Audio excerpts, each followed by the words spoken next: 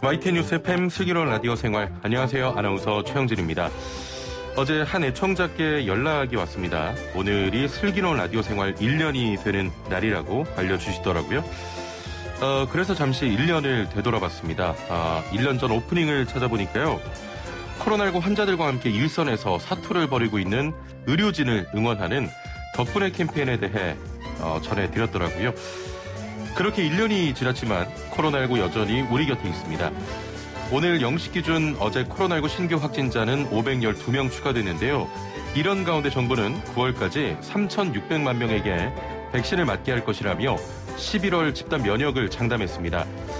앞으로 펼쳐질 1년은 코로나 이야기가 아닌 윤여정의 오스카상 수상 같은 좋은 소식 전해드렸으면 하고요. 함께 동행해 주시길 바랍니다. 오늘 1부는 이슈 인터뷰 시간입니다. 오늘부터 토지거래 허가제가 적용되는데요. 압구정과 여의도, 목동, 성수 등 재개발 지역의 집이나 땅을 사고 팔 때 구청장의 허가를 받아야 합니다.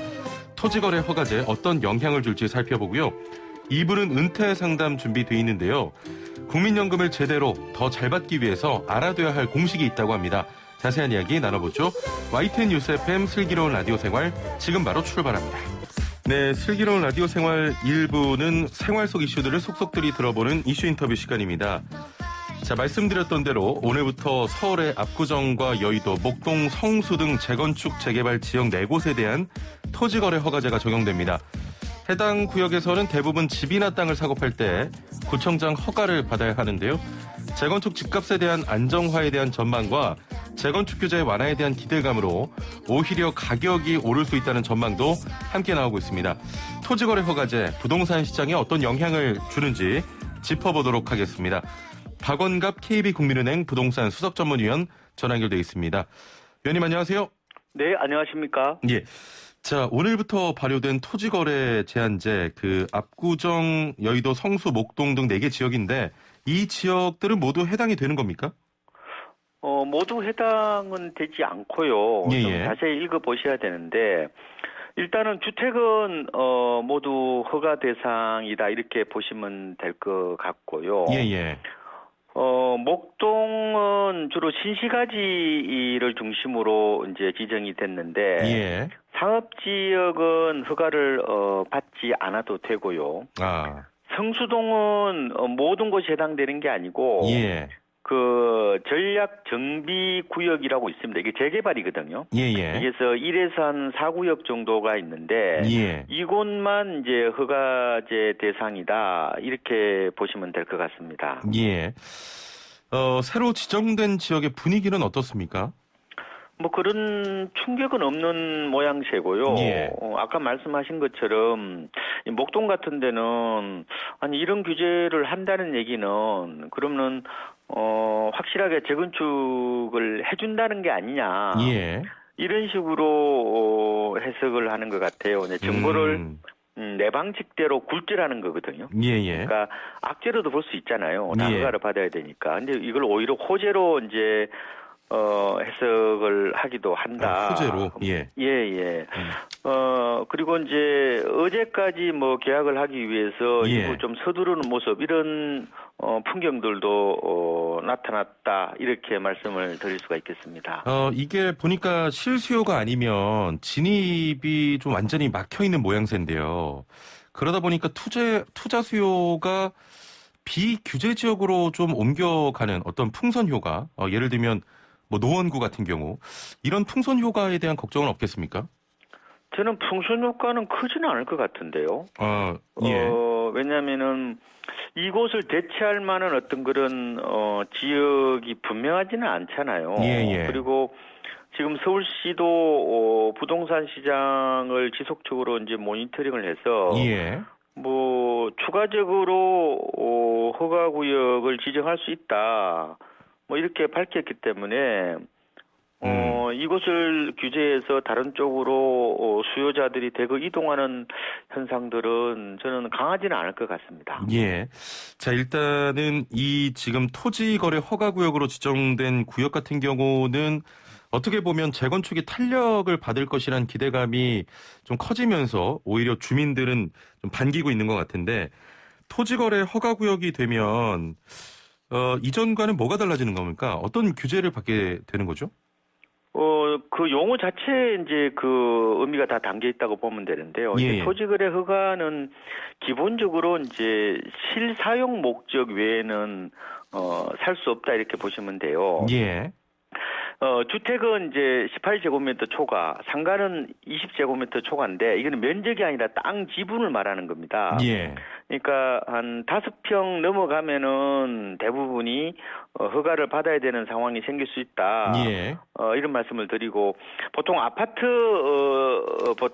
작은 게 한 25평이면 되잖아요. 전용 예. 면적 60제곱미터 이하인데 이게 대지 지분이 18제곱미터를 넘습니다. 예. 그러니까 사실상 이제 대부분 허가 대상이라고 보면 되고 주택은 매입한 뒤에 2년 동안 의무적으로 실사용 그러니까 거주를 해야 된다는 거고요. 갭 투자는 불가능하고 예. 가령 뭐 전세를 이제 안고 있는 경우에는 만기 세입자 만기가 있을 거잖아요. 만기 2, 3개월 전에 계약하기는 좀 어렵다. 예. 그래서 당장 입주할 건 아니고 내가 전세를 끼고 사뒀다가 뭐 6개월이나 1년 뒤에 입주하겠다. 그런 예. 계획을 갖고 있는 사람들이 있을 수 있잖아요. 예. 이거는 근본적으로 갭 투자로 보기 때문에 힘들다. 그리고 무주택자는 뭐 취득 사유를 소명할 필요는 없지만 1주택자는 왜 사는지 그리고 기존 주택을 어떻게 처분할 것인지에 대한 계획서까지 제출을 해야 됩니다. 예, 그렇군요.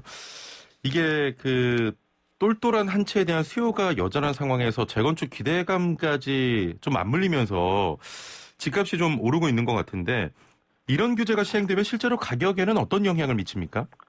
가격에는 크게 뭐 영향이 없다 이렇게 저는 보고 싶어요. 왜냐하면은 지난해 6월에 그 허가구역으로 뭐 잠실이나 삼성동, 청담, 대치동 에서 이제 일어난 일을 보니까요. 예. 거래량은 굉장히 줄었어요. 근데 가격은 뭐 신고가를 기록하는 단지들도 많았거든요. 예. 그런데 이제 이번에는 작년 6월과는 달리 저는 거래 측면에서 보면은 좀 절벽 가까운 감소 현상이 나타나지 않을까 예상을 하고 있어요. 왜냐면은 이번에 지정된 곳은 주로 재건축을 준비 중인 낡은 아파트가 주류를 이루잖아요. 예. 당장 재건축 아파트는 구입해서 거주하기에 좀 부담스럽다. 그러니까 실수요보다는 투자 수요가 좀 더 많다고 보면 그렇죠. 되지요. 예. 뭐 지금 여의도 시범 아파트 같은 경우는 지은 지 50년이 됐거든요. 그러니까 뭐 대부분이 20년에서 50년 정도 되는데 건물값은 거의 없고 그리고 땅의 가격이 매겨지는 구조잖아요. 그래서 대체적으로 토지 거래 허가 구역은 말 그대로 토지의 어떤 가치를 두고 거래하는 부동산일수록 더 영향을 많이 받는다. 이때의 영향이라는 것은 가격보다는 좀 거래량 쪽으로 봐야 되지 않을까 이렇게 보고 있습니다. 가격보다는 거래량으로 봐야 된다. 네. 예. 일각에서는 이번 토지거래 허가구역 지정을 본격적인 그 민간 정비 사업 재개의 신호탄이다 이런 의견도 있는데 이 부분은 어떻게 해석하십니까? 아까 목동에서 일어나고 있는 모습들이 이제 이렇게 해석을 하는 거죠. 그러니까 제 생각에도 아마 민간 쪽에서는 좀 더 개발이 탄력을 받지 않을까 생각이 들어요. 지금 정부에서는 공공 쪽을 밀고 있고 오 시장은 민간 쪽에 이제 드라이브를 걸고 있는 상황인데 그래서 이제 이번에 허가구역으로 지정한 것도 보면은 투기는 허가구역 지정을 통해서 차단을 할 테니까 일단 재건축 규제를 좀 풀어달라. 가령 재건축의 첫 관문이 안전진단이잖아요. 이 기준을 좀 완화해달라고 국토부에 요청을 했거든요. 그래서 뭐 가령 안전진단 평가 항목에서 구조 안전성 이 가중치가 지금 50%인데 이걸 30%로 줄여달라는 겁니다. 그래서 지금대로 가중치를 50%로 하게 되면은 뭐 재건축은 거의 붕괴 직전 가야 된다. 뭐 그러니까 좀 개선해 달라 뭐 이런 얘기를 하고 있어서 이런 재건축뿐만 아니라 재개발 같은 경우도 그동안에 좀 답보 상태에 머물러 있는 곳들이 제법 있잖아요. 예. 이것들도 어느 정도 좀 활기를 띠지 않을까 예상을 해보고 있습니다. 예. 좀 더 나아가서 지금 그 한강변에 35층 층고 제한도 있고, 네. 이 토지거래 허가구역 지정이 민간 재건축 규제를 좀 완화하기 위한 어떻게 보면 초석이 되지 않느냐. 그렇게 동의하십니까? 그 생각에? 그렇죠. 근데 이제 서울시장이 할 수 있는 일이 있고, 예, 예. 권한을 벗어나는 일들이 의외로 많아요. 예, 예.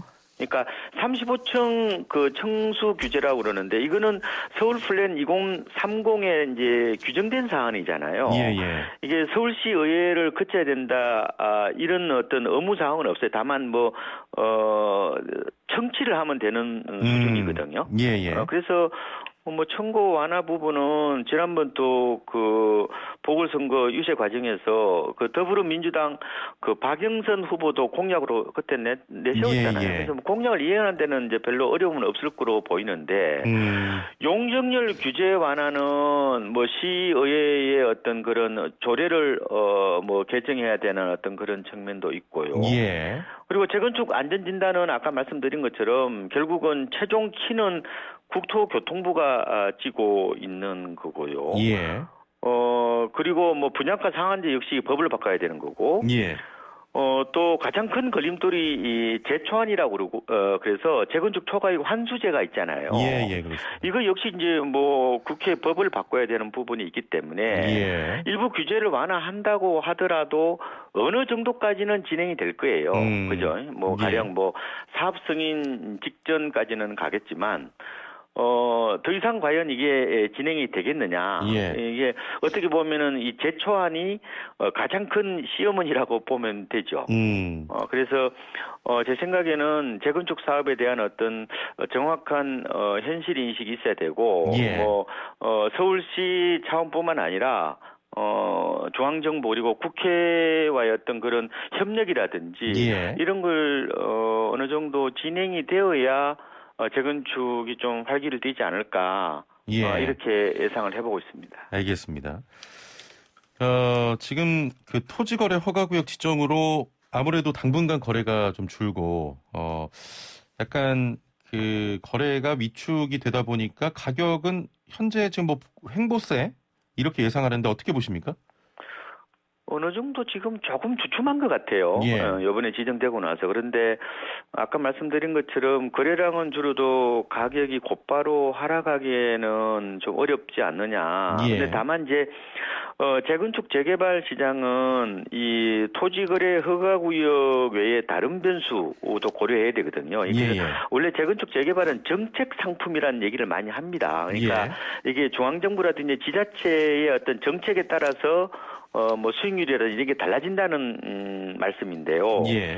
지금 1주택자에 대한 종부세 어떤 과세 기준을 올릴 것인지 말 것인지 이 부분하고 또 대출 규제 이런 부분들도 여전히 지금 변수로 남아 있잖아요. 예. 그래서 이런 부분들을 같이 고려해서 판단을 해야 되는데 예. 여러 가지 변수를 좀 감안해 보면은 가격이 곧바로 하락하기보다는 거래량이 좀 위축되는 모습, 이 가운데서 전반적으로 좀 횡보세 정도 이렇게 예상을 해보고 있습니다. 예. 오세훈 시장 재건축 재개발 활성화를 주장을 하는데 서울 강남 등의 재건축이 부동산 시장 흐름에서 중요한 이유가 뭘까요? 대체적으로 강남이 이제 선행성을 띠고 있다 이렇게 말씀을 드려요. 예. 그래서 그동안의 부동산 시장 흐름을 보면은 강남이 오르면은 강북이 오르고 또 경기 인천이 오르고 예. 지방까지 이제 연쇄적으로 영향을 어떤 그런 주는 측면 이것 때문에 이제 항상 강남에 또 관심을 갖고 또 이슈가 또 되고 있는 거잖아요. 그런데 이제 재개발 재건축을 좀 보면요, 실제로 서울에서 지금 신규 공급이 마땅히 없어요. 재건축 예. 재개발 외에는 이 도시화가 굉장히 이제 크게 진행되다 보니까 빈 땅이 없거든요. 그러면 뭐 그린벨트를 풀자니 또 도시 허파기 때문에 이게 반대가 또 만만치 않고 예. 또 일각에서는 용산 가족공원 같은 곳에 임대주택 뭐 짓자 이런 얘기도 나오지만 현실적으로 쉽지는 않잖아요. 예. 그래서 이제 오 시장 입장에서는 결국 재개발 재건축에서 공급을 열려서 수급 불균형을 좀 해소하자. 뭐 이런 생각을 갖고 있는 거고. 예. 뭐 당장 시장이 조금 불안해질 수는 있긴 한데 토지 거래 허가 구역으로 또 막을 수도 있고 또 일부 생긴다 하더라도 예. 결국은 이제 공급이 돼야 집값이 잡히지 않겠느냐. 예. 이런 어떤 생각이 뭐 지금 반영되고 있다 이렇게 볼 수가 있을 것 같습니다. 그 토지거래 허가제로도 집값 안정이 되지 않는다면 그 불필요한 규제만 늘어난다 이런 비판이 또 나올 수 있지 않겠습니까?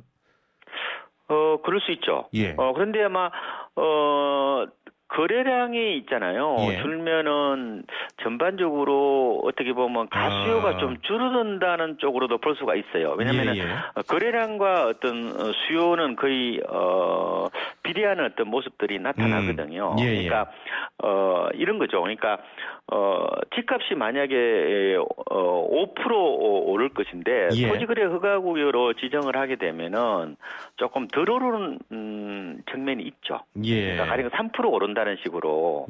그래서 이제 아마 토지거래 허가구역은 완전히 실거주 목적 외에는 살 수가 없잖아요. 그렇습니다. 그래서 전반적으로 뭐 일부 이제 뭐 지난번 그 청담이나 뭐 삼성이나 잠실에서 신고가가 나왔긴 했지만 다른 지역보다는 조금은 덜 올랐거든요. 그래서 아마 집값이 뭐 빠지지는 않겠지만 뭐 일부 안정 가능성에 좀 더 무게가 있지 않느냐. 그러니까 시장이 안정된다는 것은 거래량과 가격을 동시에 보는 거거든요. 그래서 일단은 저는 뭐 다소 불가피한 어떤 그런 측면이 있는 것 같아요. 자, 알겠습니다. 오늘 말씀 여기까지 듣겠습니다. 감사합니다. 네, 고맙습니다. 네, 지금까지 박원갑 KB국민은행 부동산 수석전문위원과 함께했습니다. 네, 퀴즈를 드리기 전에 제가 오프닝에서 슬기로운 라디오 생활 첫 돌을 맞이했다. 1년이 됐다. 이렇게 말씀을 드렸는데 굉장히 많은 분들께서 축하를 해주실 줄 알았는데 단 2분 만에 축하 메시지만 도착을 해 있습니다. 5090번님, 슬라생 1주년 축하드려요. YTN 라디오의 황태자, 무한매력 빛형진님, 제작진과의 살벌한 티키타카 영원하길. 아유 감사합니다. 이분이 1년인 거를 어제 말씀을 해주셨고 이분 때문에 알았습니다. 제가. 4306번님, 와 1년밖에 안 됐는데 너무 깊이 정들었네요. 승승장구하세요라고 하셨습니다. 감사합니다. 앞으로도 더 열심히 잘할게요. 자, 돌 됐는데 2분만 축하를 해주셨습니다. 좀 축하를 많이 좀 해주세요. 자, 오늘 슬라생 상식 퀴즈 듣고 정답 아시는 분은 단문 50원, 장문 100원의 유료 문자 샵 0945번, 우물정 0945번으로 정답 보내주시면 되고요. 정답 맞추신 분들 중에 추첨을 통해 상품도 보내드리고 있으니까 퀴즈 잘 듣고 맞춰주시면 됩니다. 자, 문제 나갑니다. 오늘부터 서울의 일부 지역에서 시행되는 부동산 관련 제도인데요. 압구정, 여의도, 목동, 성수 일대 등에서 일정 면적 이상의 부동산을 매매할 때는 구청장의 허가를 받아야 합니다. 이 제도는 무엇일까요? 1번 주택거래 허가제, 2번 토지거래 허가제, 3번 토요일은 밤이 좋아. 뭐 이런 노래인데 저 음이 잘. 자, 정답 보내주시고요. 자, 선물 소개해드립니다. 정직한 건강식품 전문점 백사라이프에서 활력소 치명 청심단 3천 선물 세트와 로얄 아르간 커넬 오일 선물 세트, 영화 드라마 예능 다큐멘터리 애니메이션을 무제한 감상할 수 있는 왓챠에서 프리미엄 1개월 이용권, 요리하는 천하장사 박강덕의 감칠맛 나는 국물 해물 디포리 다시팩, 88년 전통의 이탈리아 명품 커피 일리커피에서 프리미엄 스틱 원두커피 세트, 해썹 인증받은 7번 밀키트, 1000명 시식평가단이 만든 은큼 떡볶이에서 떡볶이 키트 3팩, 착한 세제를 만드는 소다스쿨에서 베이킹소다 선물 세트를 드립니다. 자, 정답 계속해서 보내주시고요. 오늘 유튜브 지금 현재 2,530분께서 1년 돼서 그런지 정말 많이 들어와 계신데요. 축하 메시지가 막 올라오고 있습니다. 자, 계속해서 많은 참여 부탁드립니다. 슬기로운 생활을 위한 생활백서, 매주 화요일은 알아둬야 손해 안 보는 생활법령을 알아봅니다. 생활 속 각종 분쟁들 법을 알면 답이 보입니다. 오늘도 함께할 법제처의 김유미 사무관 전화 연결돼 있습니다. 사무관님, 안녕하세요. 네, 안녕하세요. 예, 자 먼저 오늘의 사연부터 만나보죠. 생애 최초로 중고차를 구입하게 됐습니다. 명의 이전과 함께 자동차 종합보험에 처음으로 가입하고 첫 회 보험료도 납부했습니다. 당일에 차산 기념으로 드라이브를 했는데 운전하고 얼마 지나지 않아서 사고가 났습니다. 그런데 건너듣기로 자동차 보험은 가입한 날 밤 12시가 지나야 보험이 적용된다고 하던데 이게 사실인가요? 그렇다면 저는 보험 적용을 못 받는 걸까요? 네, 국토교통부 자료에 따르면 2020년 우리나라 전체 자동차 등록 대수는 2,437만 대로 우리나라 국민 2.13명당 자동차 한 대를 보유하고 있는 것으로 나타났는데요. 자, 그만큼 이번 사례는 알아두시면 많이 유용할 것 같습니다. 네, 그렇죠. 예. 최영진 아나운서께서는 어떻게 생각하세요? 1번, 보험 적용을 받을 수 있다. 예. 2번, 받을 수 없다. 이거 저는 정답 알 것 같은데요. 1번 아닙니까? 보험 적용을 받을 수 있다. 네, 맞습니다. 정답은 1번, 보험 적용을 받을 수 있다입니다. 예. 네, 관련된 법을 우선 살펴보면 상법 제726조의 2에서는 자동차 보험자의 책임에 대해서 자동차 보험 계약의 보험자는 피보험자가 자동차를 소유, 사용 또는 관리하는 동안에 발생한 사고로 인해서 생긴 손해를 보상할 책임이 있다고 규정하고 있는데요. 예. 또 상법 제656조에서는 보험자의 책임은 당사자 간에 다른 약정이 없으면 예. 최초의 보험료를 지급받은 때로부터 개시한다고 규정을 하고 있습니다. 예. 그리고 상법 제638조의 2 제3항 전단에서는 보험자가 보험 계약자로부터 보험 계약의 청약과 함께 보험료 상당액의 전부 또는 일부를 받은 경우에는 그 청약을 승낙하기 전에 보험 계약에서 정한 보험 사고가 생긴 때에 네. 그 청약을 거절할 사유가 없는 한 보험자는 보험 계약상의 책임을 진다고 규정을 하고 있습니다. 예. 그래서 당사자 간에 다른 별도의 약정이 없으면 보험자가 최초 보험료를 받은 때로부터 책임을 지게 된다는 건데요. 예. 다만 방금 지금 살펴본 상법 제638조의 2 제3항 후단에서 그러나 이 보험 계약에 피보험자가 신체 검사를 받아야 하는 경우에 그 검사를 받지 아니한 때에는 그러하지 아니하다고 규정을 하고 있기 때문에 예. 만약에 피보험자가 신체 검사가 필요하지만 그 검사를 받지 않은 경우에는 보험 계약의 청약과 함께 보험료를 지급을 했다고 하더라도 예. 보험 적용을 받을 수 없다는 예외 사항도 알아두셔야 됩니다. 예. 예외 사항도 좀 알아두시면 좋을 것 같고요. 혹시 추가적으로 더 알아둬야 할 내용도 있습니까? 네, 이런 사례와 같이 자동차 보험은 자동차 보유하게 될 경우에 가장 좀 필수적으로 갖추어야 될 사항 중 하나인데요. 예. 이거 역시 법으로 가입 의무가 명시되어 있기 때문입니다. 예. 자동차 손해배상보장법 제5조 제1항부터 제3항에서는 자동차 보유자가 타인의 인적, 물적 피해에 대해서 책임을 지는 보험 또는 공제에 가입을 하도록 규정을 하고 있는데요. 예. 만약에 이를 위반하고 자동차를 운행하시게 되면 자동차 손해배상 보장법 시행령 별표 6에 따라서 사업용 자동차의 경우에는 승합자동차 200만 원, 승용 자동차 100만 원 범칙금을 부과를 받게 되고 비사업용 자동차의 경우에도 승합차 50만 원, 승용차 40만 원의 범칙금도 부과를 받게 됩니다. 예, 알겠습니다. 오늘 1년 됐습니다. 슬기로운 라디오 생활. 너무 축하드립니다. 자, 앞으로도 좋은 정보, 좋은 법령 정보 많이 알려주시길 바라겠습니다. 오늘 말씀 감사합니다. 네, 감사합니다. 네, 지금까지 법제처의 김유미 사무관과 함께했습니다. 네, 1부는 여기서 마치고요. 2부는 은퇴 재무상담 준비되어 있습니다. 57분 날씨와 교통정보 듣고 11시 정각 2부에서 뵙죠.